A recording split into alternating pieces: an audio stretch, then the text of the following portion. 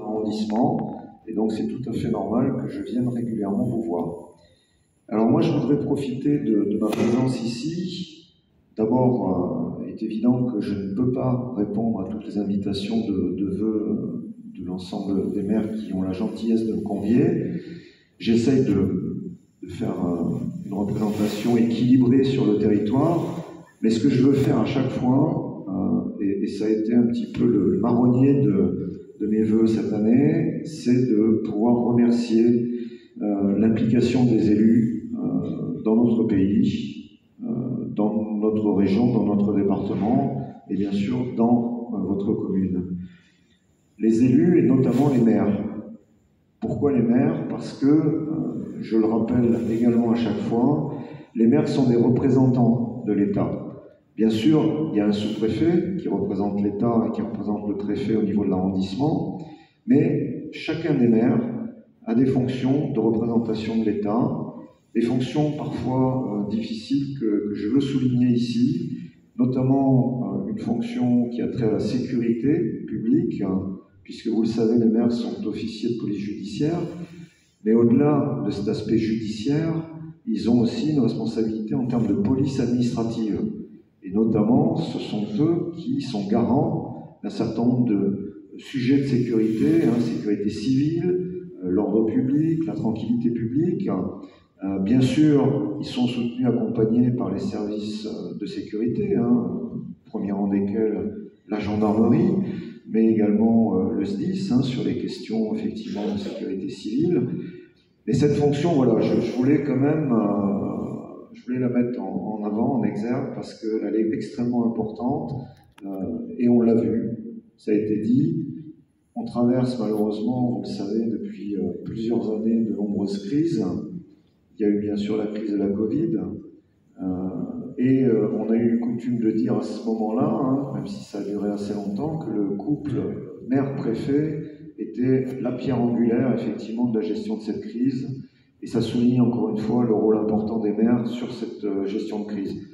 Monsieur le maire, vous l'avez évoqué aussi, on a eu une deuxième crise qui a démarré cette année, l'année dernière, avec cette guerre en Ukraine, qui a nécessité que la solidarité internationale, bien sûr, se déploie, mais la solidarité internationale, c'est aussi au plus près du terrain qu'elle s'exerce. Et je voulais souligner le rôle important qu'a joué Guy Prémessac dans l'accueil des Ukrainiens, des réfugiés ukrainiens.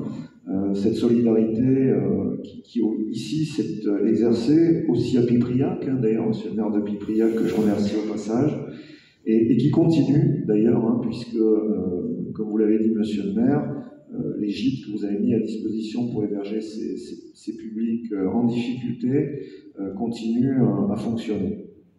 Le deuxième rôle qu'a le maire, c'est le rôle d'officier d'état civil en tant que représentant de l'État.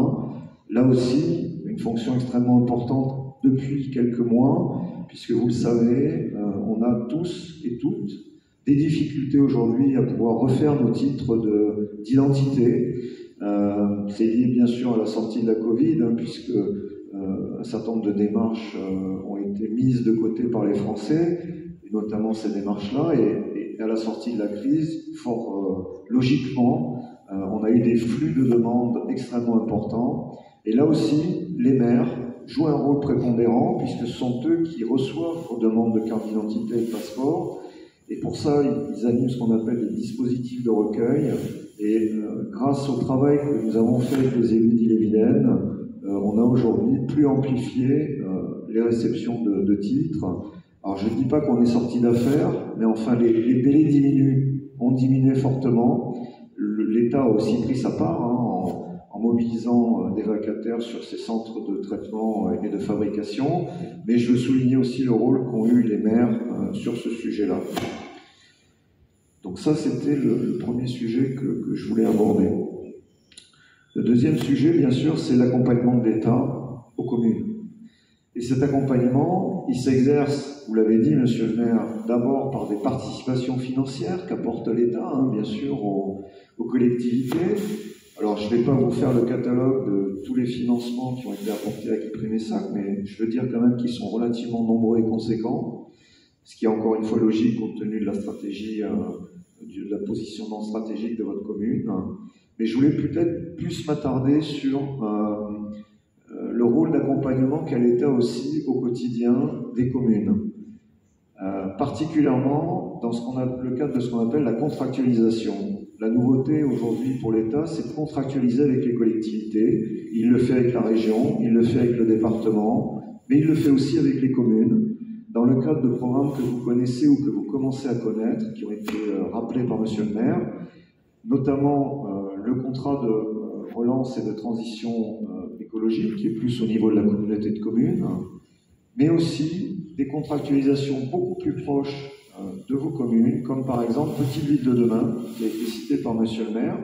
Et Petite Ville de demain, ça permet aujourd'hui sur le territoire à 3 bourgs de centralité, comme ça a été rappelé, que sont Guipry-Messac, Guichin et Valdanas, de pouvoir travailler au futur projet de votre collectivité. Et comment ? Tout simplement en finançant des postes de chef de projet et de manager de commerce qui permettent effectivement de travailler à l'ingénierie de projets pour qu'il puisse y avoir sur votre commune le développement de ces fameux projets. Alors ça implique aussi des accompagnements financiers, mais c'est un exemple concret de l'accompagnement que peut avoir l'État. Alors il y a aussi les services de l'État qui interviennent dans le cadre de Petite Ville de demain, comme la direction départementale du territoire et de la mer. Mais bon, il y a les chefs de projet. Et deuxième axe, si vous voulez, d'accompagnement que peut apporter l'État, c'est dans le cadre de dossiers un peu complexes. Bon, moi je suis venu à plusieurs reprises à Guipry, Messac, à l'invitation de Monsieur le maire, pour travailler sur le projet du plan local d'urbanisme, effectivement, qui a eu un petit peu de mal à aboutir, à atterrir, comme on dit un peu dans notre jargon. Mais aujourd'hui, je crois qu'on peut dire que les choses sont effectivement en place. Et je remercie aussi la commune, parce que c'est un travail en commun, bien sûr, il y a des contraintes réglementaires. On ne peut pas en faire l'économie, bien évidemment, parce qu'il en va de la transition écologique, il en va de la sécurité, il en va de beaucoup de choses qu'il faut qu'on prenne en compte. Mais il y a des discussions et on essaye de trouver la meilleure solution possible. Je terminerai en me projetant un petit peu sur 2023, simplement pour vous dire que l'État va continuer, bien sûr, à accompagner les collectivités, notamment par les dotations qu'on attribue habituellement. Mais je voulais faire un petit focus sur un nouveau financement que va accorder l'État à compter de 2023. Il est en lien, bien sûr, avec la transition écologique. Il s'agit en fait de ce qu'on appelle le Fonds vert, qui a été lancé par la Première ministre au mois d'août dernier. Donc c'est une dotation de l'État qui, au niveau national, va quand même représenter 2 milliards d'euros, ce qui est une somme extrêmement importante sur ce type de dotation. Et donc ça va venir renforcer les pouvoirs d'investissement, bien sûr, des collectivités, mais essentiellement pour accompagner le changement, le travail que nous devons tous faire au niveau du changement climatique et donc de la transition écologique. Alors je me bornerai juste à vous citer les 3 axes principaux qui vont concerner ces nouveaux financements. D'abord, renforcer la performance environnementale, par exemple tout ce qui concerne la rénovation des bâtiments publics au niveau énergétique. Deuxième axe important, c'est adapter les territoires au changement climatique, avec par exemple une action parmi d'autres sur cet axe qui peuvent être financés, c'est la prévention des risques de feux de forêt. Et vous savez comme moi que la Bretagne, qui traditionnellement est quand même relativement épargnée par ce type de catastrophe. Moi je suis de Toulouse, du sud, originaire, donc nous on a un peu plus l'habitude de ce type de problème, mais c'est vrai qu'en Bretagne c'est la première année où il y a eu autant d'incendies de forêt. Et le dernier axe, donc,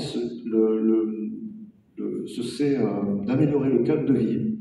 Et donc là, on a notamment aussi un cofinancement important que peut apporter l'État sur la reconquête des friches. Et effectivement, si on veut aller vers le zéro artificialisation nette, qui est un objectif qui va beaucoup nous occuper dans les années qui viennent pour avoir cette sobriété au niveau de l'utilisation des sols, éviter bien sûr d'étendre trop les villes, conserver nos terres agricoles pour produire de l'alimentation. Il faudra reconquérir un certain nombre de friches. Et bien sûr, ce sont des dépenses lourdes. Parfois, il faut démonter des bâtiments, il faut détruire des sols imperméabilisés. Donc, ça entraîne forcément des surcoûts pour revenir à un état de sol initial. Et dans ce cadre-là, bien sûr, le fonds vert pourra intervenir. C'est ce qu'on appelait avant le fonds friche, hein, qui sera dans cet axe du fonds vert. Voilà, je terminerai en soulignant quand même le dynamisme de votre commune, hein, que je peux moi observer de façon plus globale sur l'arrondissement, et surtout en vous souhaitant à mon tour une pleine année 2023 de réussite, de bonheur, que vos projets se concrétisent, et surtout que collectivement, je nous souhaite collectivement qu'on ait une bien meilleure année que 2022. Je vous remercie.